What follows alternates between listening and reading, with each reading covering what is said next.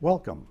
I'm Carl Frederick, and I will be interviewing individuals for Kenosha Voices, an oral history project of the Kenosha County Historical Society in conjunction with Kenosha Community Media.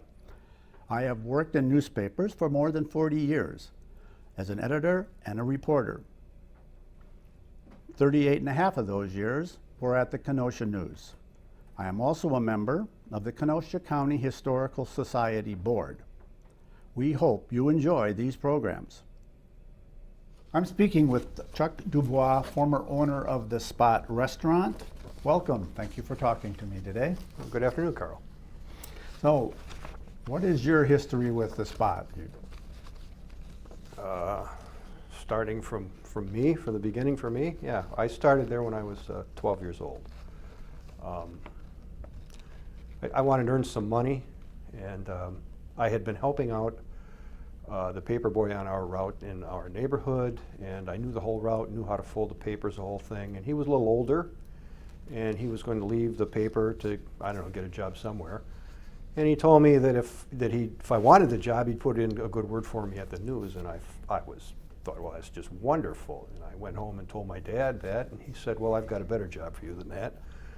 And the following Saturday, I found myself wearing a paper hat and an apron, standing in the kitchen, wiping off trays and washing mugs for 50 cents an hour. So that's how I got my start, I guess. So your dad founded the business? Yeah, my mother and father started it in 1945. Yeah. Okay, what made them decide to open up a drive-in? Well, my dad grew up in the Upper Peninsula of Michigan, and he left there after high school, and he found his way to Milwaukee and got a job in an auto parts store. And I don't know where he lived, but between work and home, he would pass a drive-in restaurant all the time. I think it was called the Pig and Whistle, but I'm not certain about that. And he just thought to himself, you know, if you wanted to go into business for yourself, a drive-in restaurant looks like a good idea. Then when he was drafted into World War II, he was stationed in California, and at the time there were lots of drive-in restaurants in California, and he sort of reinforced his belief. He got out of the service, moved to Kenosha. His brother was already here, had a job at Simmons, and he got my dad in at Simmons Mattress Company.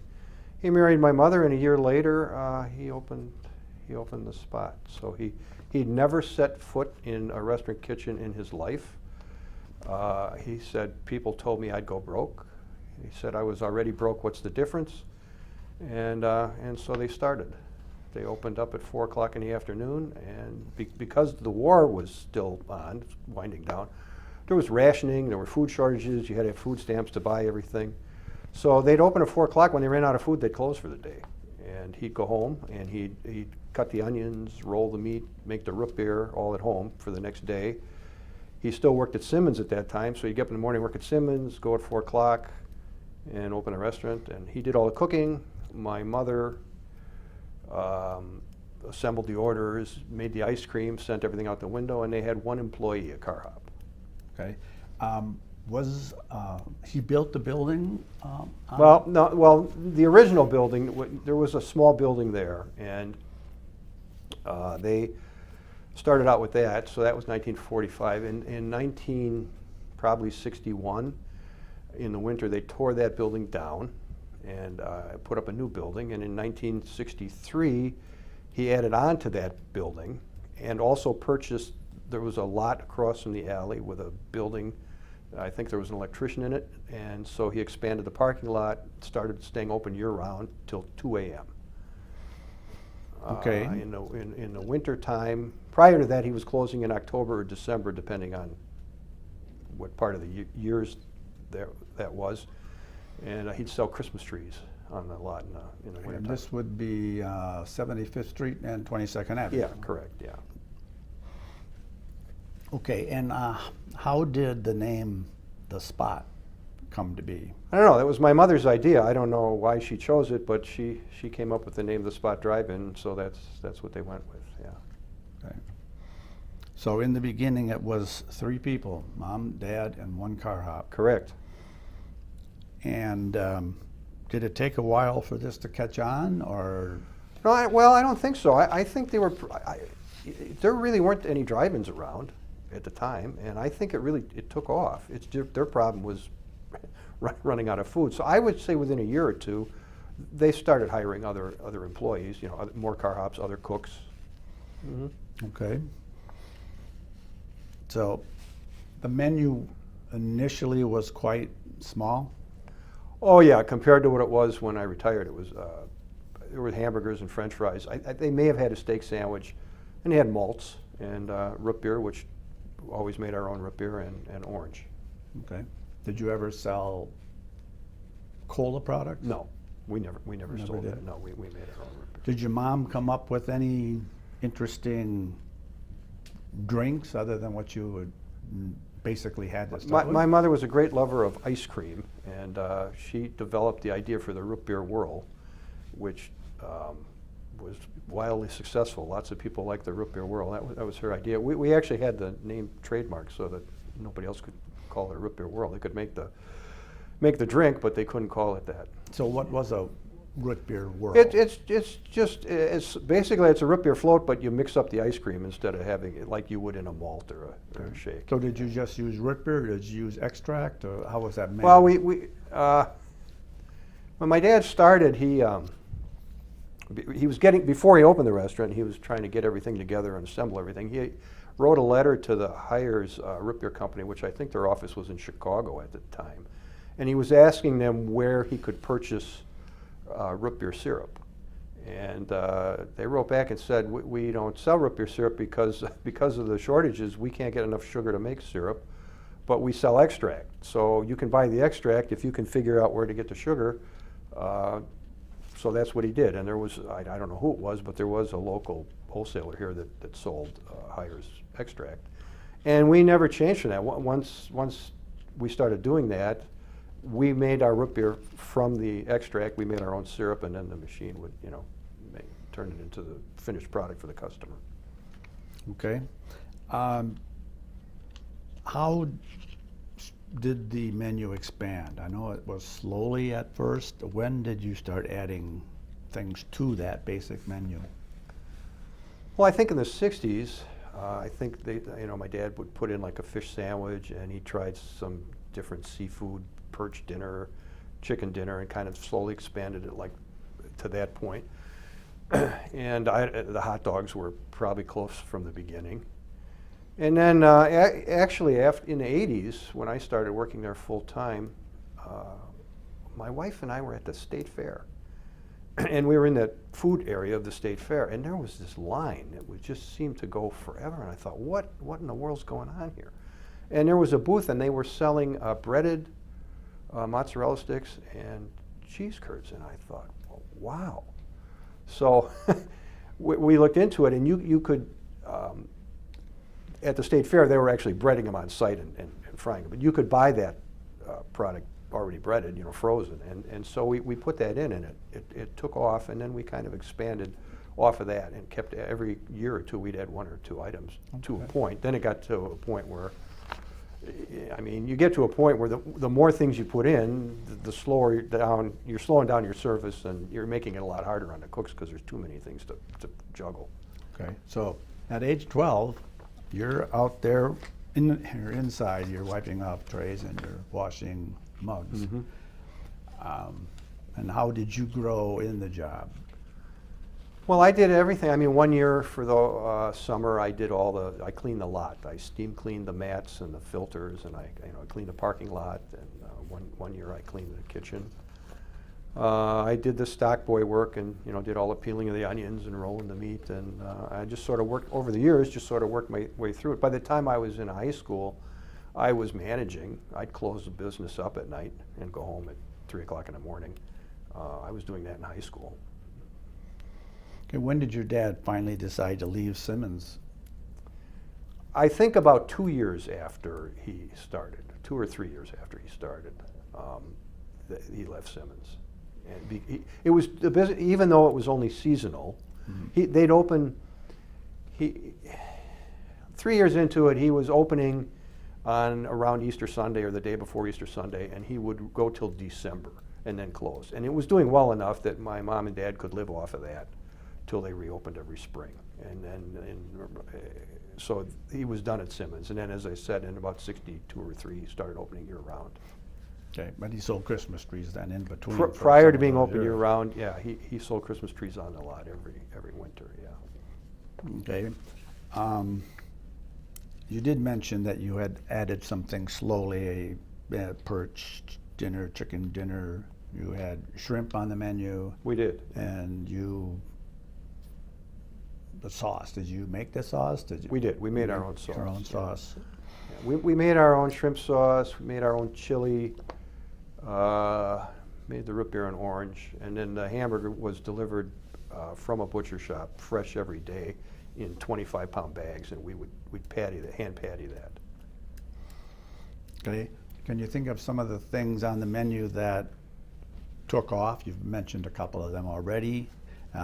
Some things that didn't quite pan out that were as experimental and Kenosha customers didn't. Yeah, well, you never. What? It's a funny thing about all that. I mean, people, you don't know. You're never sure what they're going to like. Maybe at one point, somebody in my family would go to eat somewhere and they try something and say, "Well, that's pretty good. We could try putting that in." Or, if you had a good salesman, they would tell you that there's certain appetizer items or whatever they had were very popular, and you'd put those in. And I remember we had a salesman that just was selling on my dad. Put in breaded mushrooms. Put in breaded mushrooms. So my dad put them in, and they didn't go. So he took them out. And the salesman, a couple months later, come back and says, "I don't understand this, Harold. Everybody's selling these breaded mushrooms. Put them in." So he put them back in. They didn't sell. He took them out. So he. I don't know, a year went by and this salesman was really insistent, so my dad put them in, and then they took off, and they're still popular today. So you just don't know what's going to take off and when it's going to work. You just take your chances, I think, on that. People's tastes change in food, that's for certain. Okay. And then when you were finished with high school, you had already been managing the place. What did you decide to do after high school? What did you want to do? Well, I wanted to by that time I pretty much made up my mind I wanted to go into the business. And my parents wanted me to go to college, and I really didn't want to do that, but they were pretty adamant that I was doing that or I wasn't going anywhere. So I went to college, and my intent was, after college, to go work in the restaurant.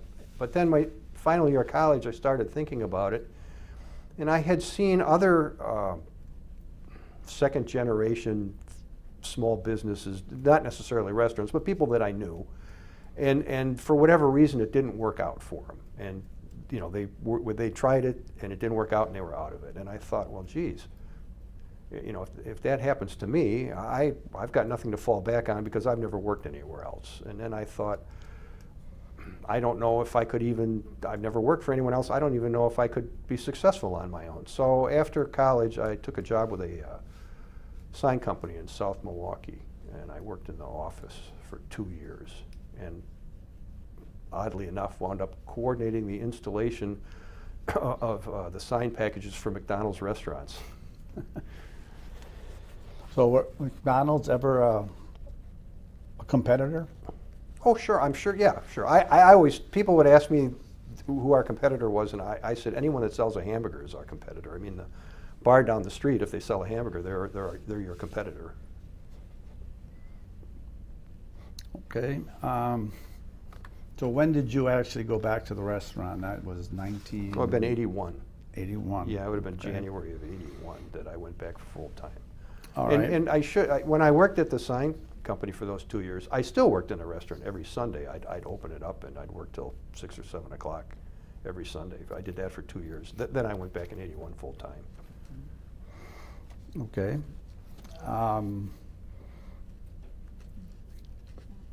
When you took over, this would have been in the late 80s, mid 80s, 90s?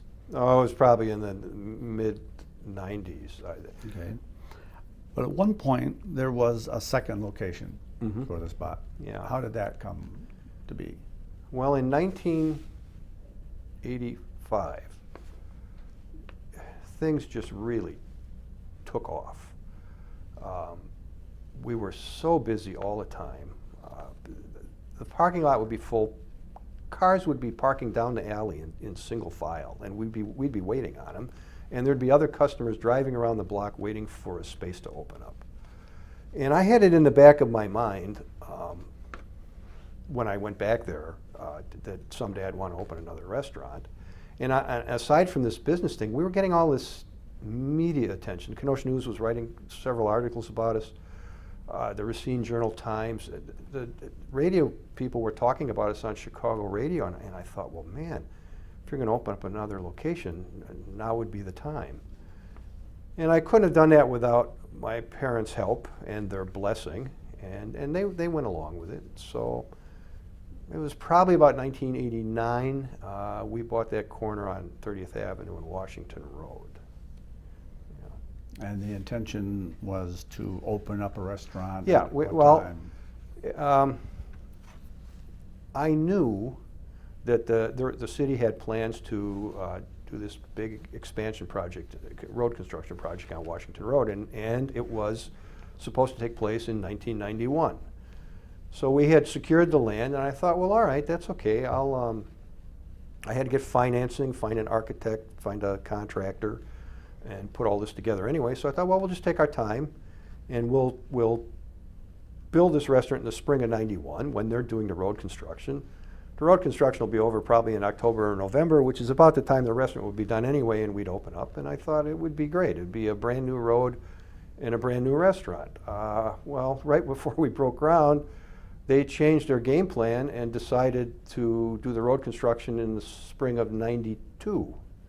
Well, I was already committed, so we just went ahead and we opened up in October. I think it was October or September. And then we weren't even open a year yet. The following spring, they tore up Washington Road. So that was difficult, but we made it through. We somehow made it through. We paid all the bills, paid the help, and made it through that first year. And then we were there for 16 years. So we had 2 locations for 16 years, yeah. And the reason that it is no longer there can be attributed to what? Well, what I think is the restaurant industry has always been very competitive industry. I mean, it was a competitive in 1945, but between '91 and 2007, when we closed, there were restaurants opening up all the time. And it wasn't just in Kenosha, it was a nationwide thing. All the chains were starting to expand and put up more and more locations in different areas. Instead of having 1 or 2 locations in a town, they'd have 3 or 4. You had other people that thought it'd be a good idea to go into restaurant business, and so anyway, so there's all these restaurants opening up. And then in addition to that, in the drive-in restaurant industry, at least in Kenosha, you make your money between Memorial Day and Labor Day. And over time, there became a proliferation of all these outdoor weekend venues from the city, from civil or civic organizations. I mean, you used to have the State Fair and Summerfest and the church festivals, and then you got Country Thunder, and you got Food Folks and Spokes, and you got at the Summerfest ground start all these ethnic festivals. So the point is, the competition for the food dollar was huge. And as time went on, it seemed more and more like we were just competing against ourselves for more or less the same customer. So I made the decision to close the north side. We put all our efforts into 75th Street, and happily it worked out, yeah. Okay, and by this time, even before then, you must have had a lot more employees than that original 3, and then maybe 10 or so within a year or 2.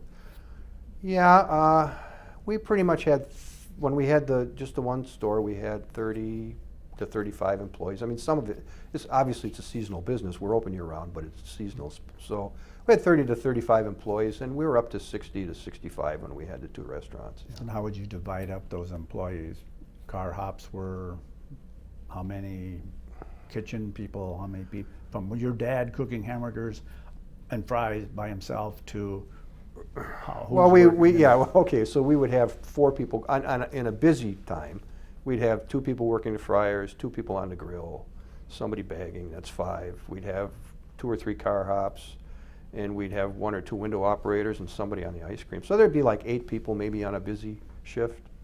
And when we had the 2 locations, we took, we were very sensitive to wanting everything to be the same. So I mean, we bought everything from the same purveyors, but we also rotated all our help. So someone that flipped your hamburger at 75th Street on Monday was probably the same person that flipped it on Thursday over at Washington Road. And we did that the whole 16 years. We rotated almost everyone, yeah. Okay. Can you think of any myths about the spot that you have heard in your years of working and owning it? Any stories about the grill, or any stories about this doesn't taste the same on the north side as it does? Yeah, well, I heard that story quite a bit, yeah.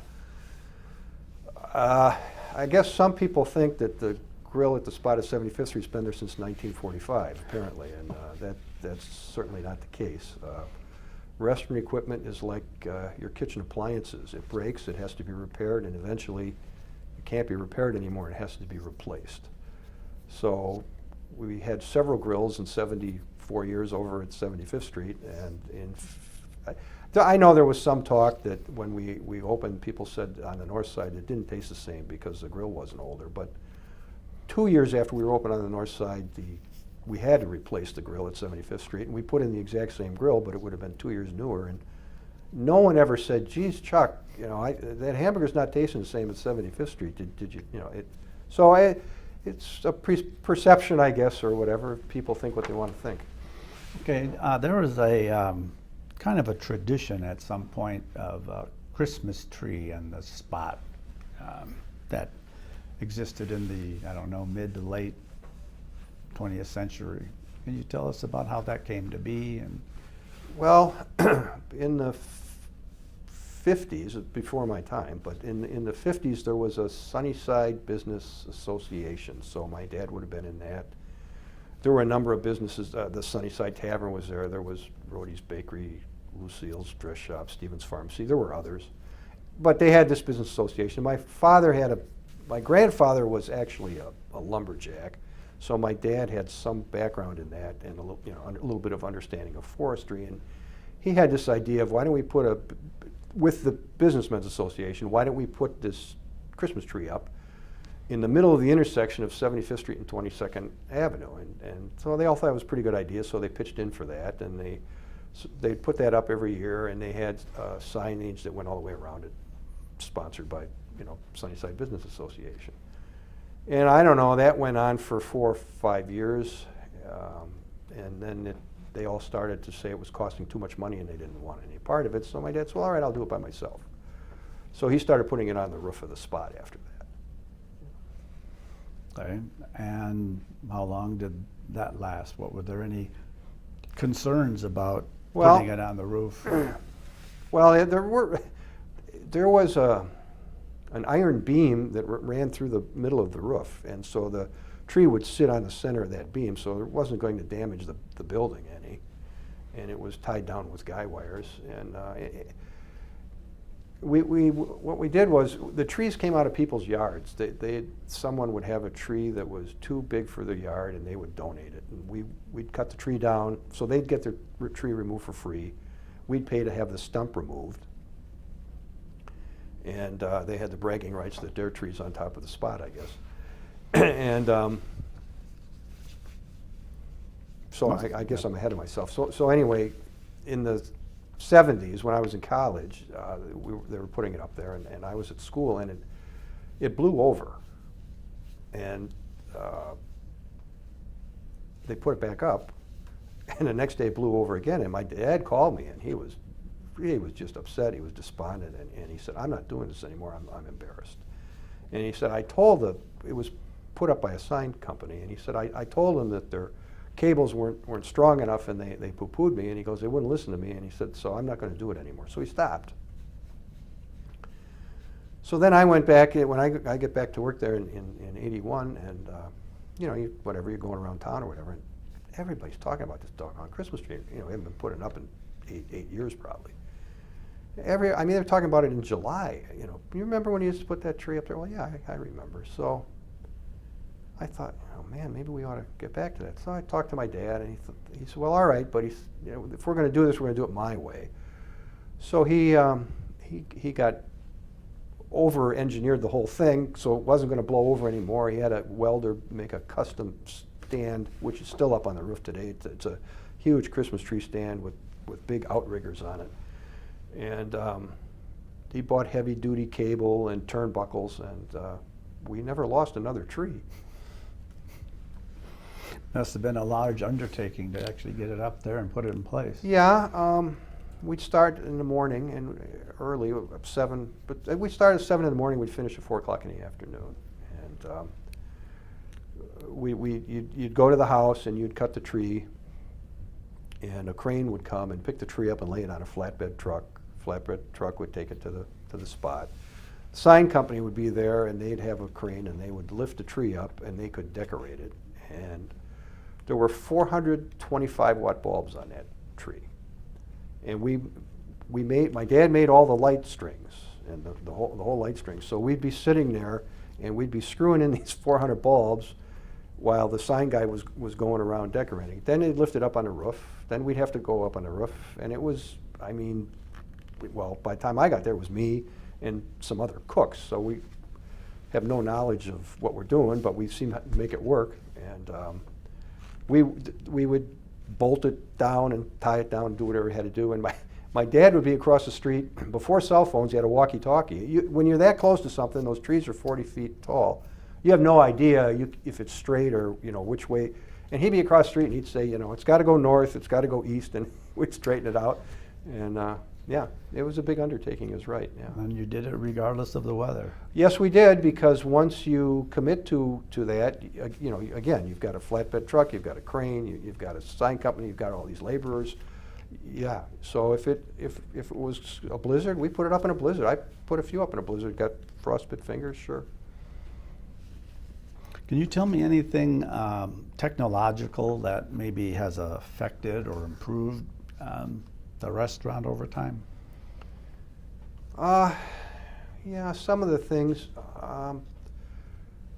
We would, going back to the 70s and prior, the car hops would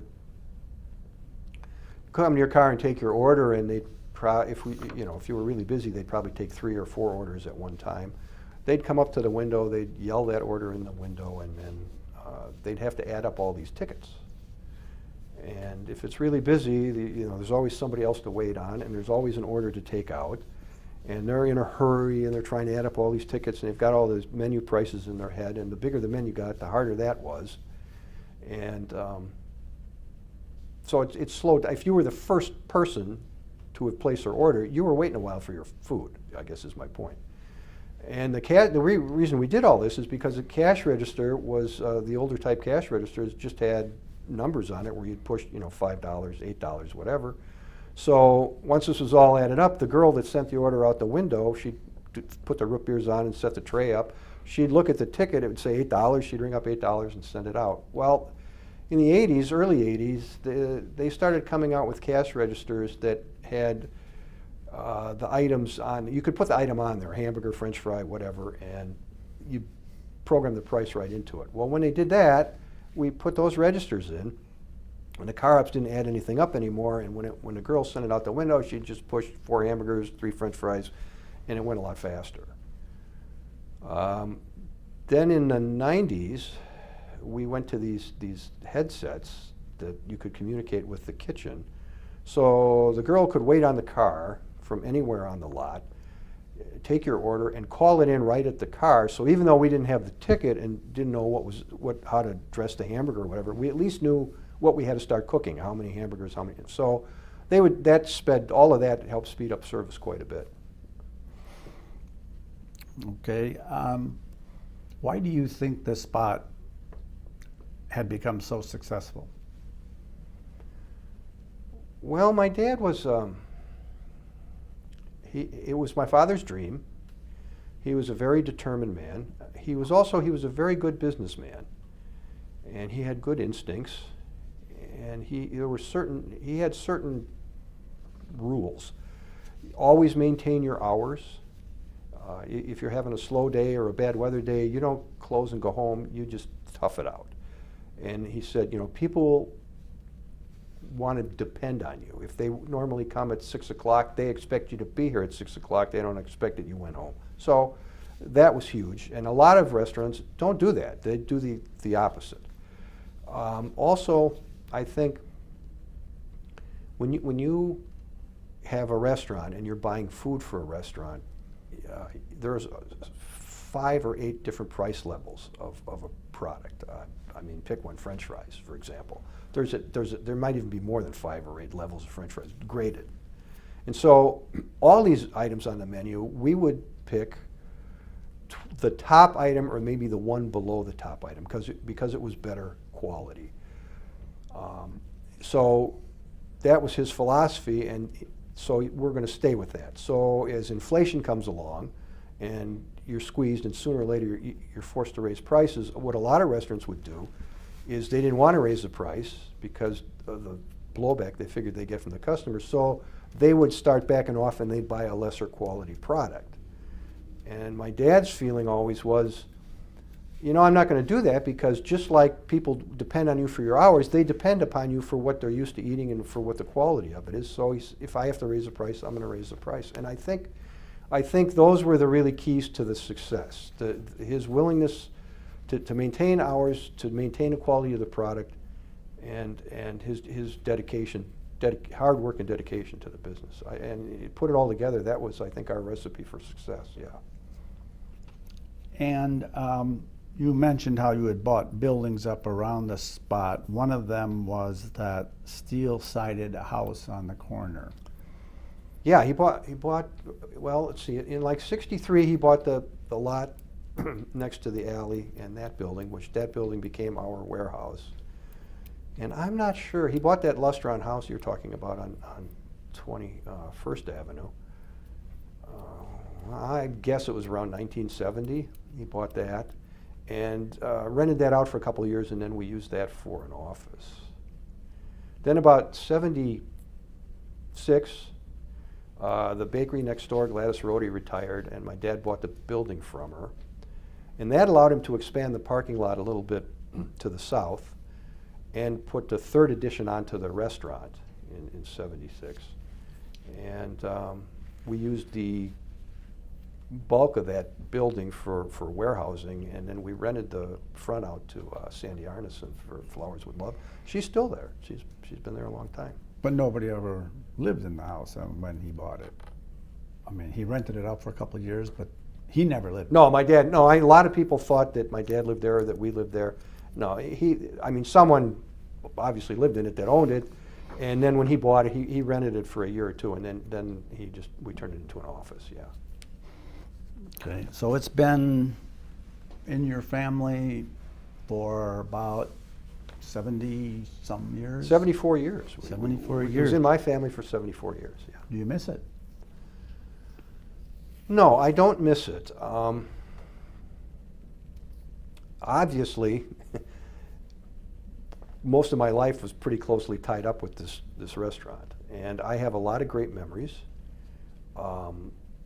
We were very much a part of the community, and I'm happy to be able to say that. I'm very grateful that we were supported by the community. It supported 3 generations of my family. But my wife was working, doing a lot of the book work. And we were starting to talk about retirement, and our son had been with us for about 5 years after college, and his intention was to take it over. And my wife and I started talking about retirement, and my son had the 5 years in, and he said, I don't think I want to be in the restaurant business the rest of my life. So we were very fortunate to find a buyer. Most small businesses, it seems like, don't have a buyer. They just close up shop and walk away. So, no, I don't miss it, but I have no regrets either. Okay, you also, I don't know if known for is the right term, but you had many long-term employees at the spot. We did, right? Yeah. Mike Leinenweber was with us for over 50 years before he retired. He was the general manager. He started out in high school. He was probably 15 years old, and he never left. There's 2 car hops. I think they're still there today. They have to have 40 years in there, each of them. The lot, the man that cleans the lot is still there today. He started in '91. Over the years, we had lots of people that stayed 15 or 20 years, or we had ones that would come back and work part-time. I mean, we had people that worked other jobs after college or left and worked in some factory, and they'd come back sometimes and work part-time. So yeah, we had a lot. Probably, I mean, that's a little bit unusual in restaurants, I think. Restaurants, I don't know the number, but it's pretty staggering. The turnover rate's awfully high. And we seem to have had a core of really good, dedicated people, and then we had a small percentage that seemed to turn over all the time. But we were lucky with that, very lucky. Yeah. And then some of your employees met while working at the spot and got married. Yeah, including me. You're looking at one. If I think about it for a few minutes, there's at least 12 I could come up with over the years that did that. Yeah, it's interesting. And a lot of them, we hired a lot of young people over the years, a lot of high school and college kids. So a lot of those kids, they really bonded working at the restaurant and are friends today as adults. I have some. I mean, in my case, I still have friends from the 70s probably, which would have been sort of my coming of age time, I guess. And and my wife does as well. We have friends from that period of time. But for me, because I stayed there, every year I'm a year older, and every year they're still 17 years old. So at some point, there's not very much in common. But all those groups over the years, a lot of them bonded and keep in touch. I know they do. Yeah. So, what would you say was the best part of owning the spot? The best part of your experience? I really, I really liked people I'd meet new people, and they would want to tell me their spot story. I meet people who've been married for over 40 years. Oh, we had our first date at the spot. Somebody else would say, we bought our first house and we went to the spot and celebrated. My cousin, my sister moved out of town, and every year they come home, they go to the spot before they come and see me. I mean, all these kind of things. And I mean, there's all sorts of stories. And those stories, the more I would hear them, it really kind of hit home to me how much a part of the community we were in. It's very gratifying and humbling. Frankly, for me, that was the best part. It was sort of reinforcing all the hard work and effort we put into it. Yeah. Right. So today, are you a diner drive-in customer? No. My wife and I go out to eat quite a lot, but we don't typically go to fast food places. So your food of choice today, instead of hamburgers, is? Oh, I probably like a ribeye steak. Would be my choice, but I like a hamburger still. I still eat hamburgers. Yeah. Okay, thank you for talking to me today, Chuck. Well, thank you. I appreciate having the opportunity to share my story, Carl. Thank you very much.